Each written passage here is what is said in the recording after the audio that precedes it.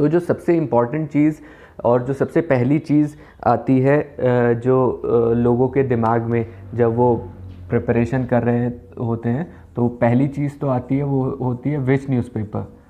तो ये डाउट बड़ा रहता है बच्चों के। मैं कहीं भी जाता हूँ तो बहुत सारे बच्चे ये पूछते हैं कि कौन सा न्यूज़पेपर पढ़ना है, कौन सा नहीं पढ़ना है।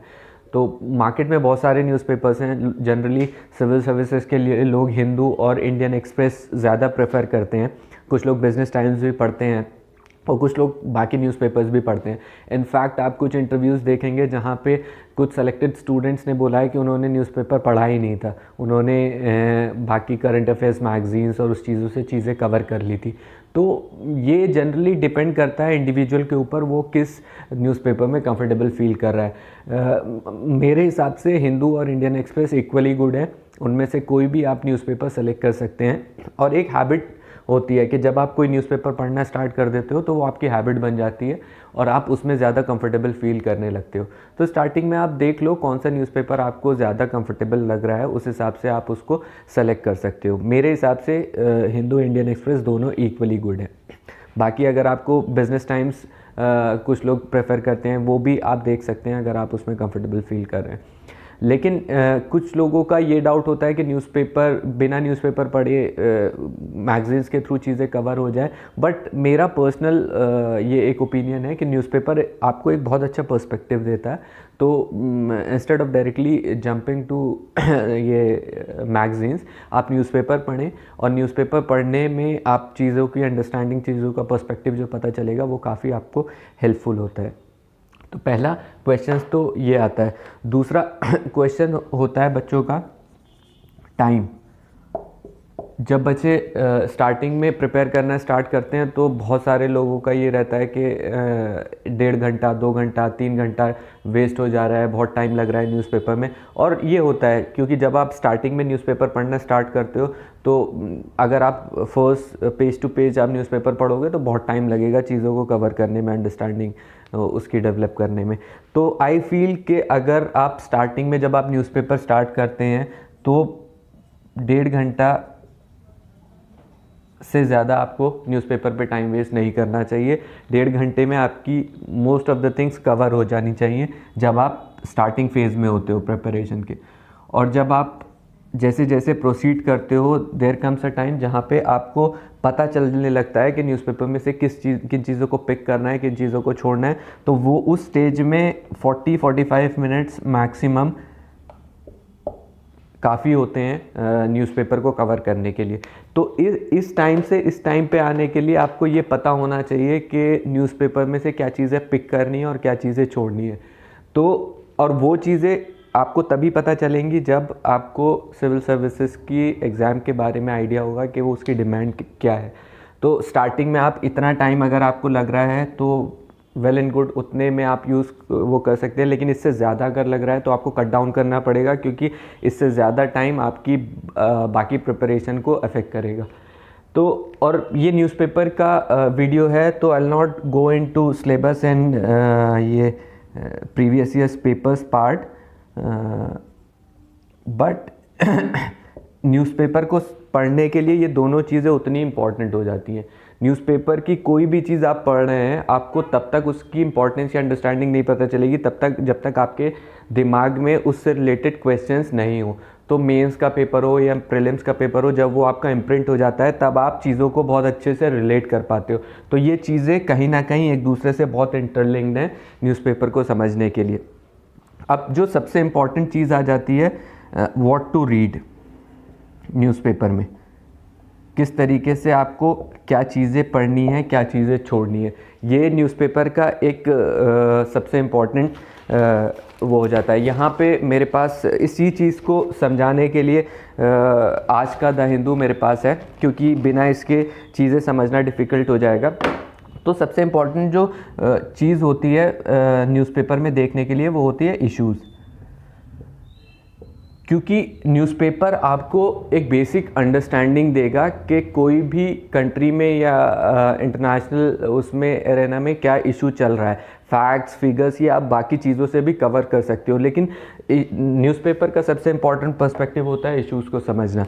तो अगर हम देखें, एक न्यूज़पेपर है, इसमें 14 पेजेस हैं। अगर आप इन एंड आउट चीज़ों को पढ़ने लगेंगे तो पूरे दिन में भी आप इस चीज़ को कवर नहीं कर पाएंगे। तो मेरे हिसाब से दिन में हार्डली 5 से 6 इश्यूज़ होते हैं न्यूज़पेपर में पढ़ने लायक, जो कि आपको पढ़ने रहते हैं। अगर हम देखें आज का द हिंदू न्यूज़पेपर, अगर हम देखें तो फ्रंट पेज की अगर हम बात करें तो यहाँ पर आप देख सकते हैं कि 1 2 3 4 5 न्यूज़ दे रखी हैं। इसमें first is India Pakistan agree to adhere to 2003 seize fire, second is government to monitor OTT content, third is related to vaccination 45+ के लिए, fourth is UK court allows extradition request Nirav Modi case का, and fifth is same sex marriages will cause havoc, government tells high court. तो इन 5 news में अगर आप देखें तो इशू बेस्ड न्यूज़ अगर आप कंसिडर करेंगे तो first is government to monitor OTT content, बहुत इंपॉर्टेंट न्यूज़ है। सोशल मीडिया रेगुलेशन के ऊपर अक्सर क्वेश्चन पूछे जाते हैं सिविल सर्विसेज में इसके ऊपर, और वैसे भी काफ़ी इंपॉर्टेंट हो जाता है। तो किस तरीके से क्या रेगुलेशंस कर रही है गवर्नमेंट, उसका इफ़ेक्ट फ्रीडम ऑफ स्पीच या बाकी न्यूज़ शेयरिंग बाकी चीज़ों पे किस तरीके से होगा, उसको समझना बहुत इंपॉर्टेंट हो जाता है। तो आई थिंक ये बहुत इंपॉर्टेंट है। 45+ will need medical certificate vaccine के लिए, तो इसको अगर आप अवॉइड करना चाहें तो भी अवॉइड कर सकते हैं। एक्सट्रेडिशन की जो रिक्वेस्ट है नीरव मोदी की वो भी चलती रहती है, उसमें भी कोई ऐसा इशू बेस्ड चीज़ नहीं है। India Pakistan agree to adhere to 2003 cease fire, ये भी एक इवेंट है जो कि काफ़ी टाइम बाद हो रहा है, क्योंकि लेटली हमने देखा इंडिया पाकिस्तान के रिलेशंस काफ़ी अच्छे नहीं चल रहे थे। तो ये हो रहा है तो ये एक अच्छी चीज़ है, लेकिन इसमें कोई स्पेसिफिक इशू आपको पूरा नहीं मिलेगा, तो इसको भी आप उस तरीके से नहीं देख सकते। Same sex marriages will cause havoc, government tells high court. ये देखिए ये छोटी सी न्यूज़ है बट ये बहुत इंपॉर्टेंट हो जाती है एग्ज़ाम पर्सपेक्टिव से भी और इशूज़ पर्सपेक्टिव से भी। अगर आप सुप्रीम कोर्ट के जजमेंट्स उठाएंगे राइट टू प्राइवेसी वाले, जिसमें सुप्रीम कोर्ट ने कहा है LGBT के जजमेंट्स, तो वो they are demanding this thing same sex marriage का, और गवर्नमेंट जो कोर्ट में बता रही है उस चीज़ को, तो इसके रिपरकशंस, इसके जो इम्प्लीकेशंस हैं वो काफ़ी ज़्यादा हो सकते हैं। तो इसको समझने के लिए आपको पूरे LGBT के मूवमेंट को, उसकी जो कॉन्स्टिट्यूशन में राइट्स दिए हैं, प्राइवेसी के फंडामेंटल राइट्स हैं जो, वो सब समझना काफ़ी इंपॉर्टेंट हो जाता है। तो ये दोनों मुझे लगता है कि इशू बेस्ड चीज़ें हैं OTT कंटेंट, और ये इस पे ज़्यादा फोकस आपको करना पड़ेगा। अगर आप लोकल न्यूज़ में देखें तो लोकल न्यूज़ तो आप अवॉइड ही कर सकते हैं। हिंदू में भी, एक्सप्रेस में भी, किसी भी न्यूज़पेपर में लोकल जो न्यूज़ होती हैं उसको इतना कोई पढ़ने का वो ज़रूरी नहीं होता है। तो ये इस पेज पे तो ज़्यादातर लोकल न्यूज़ ही हैं सारी, तो इसको अवॉइड कर सकते हैं। जो एडिटोरियल है उसका अभी मैं आऊँगा, एडिटोरियल को किस तरीके से लेनी है, किस तरीके से चीज़ें, ये नेशनल न्यूज़ जो होती हैं वो इस पेज पे होती हैं। इसमें भी India China reviews status at LAC ये पढ़ा जा सकता है, देखा जा सकता है इसमें क्या चल रहा है, क्योंकि आपको जो भी इवेंट्स हो रहे हैं उनसे अपडेट रहना पड़ता है। और बाकी तो पोएट विष्णु नारायण नंबूदरी डेड, और ये सारी चीज़ें NCP PDP Hurriyat welcome India Pakistan cease fire deal, ये पॉलिटिकल न्यूज़ भी आप अवॉइड कर सकते हैं जो भी चल रहा है। बट हाँ, पॉलिटिकल न्यूज़ में कुछ चीज़ें ऐसी होती हैं जिनका कॉन्स्टिट्यूशनल इम्प्लीकेशन होता है, लीगल इम्प्लीकेशन होता है, या पार्लियामेंट का कुछ इशू होता है, उसमें आपको देखना होता है कि उसका इफेक्ट किस तरीके से हो सकता है।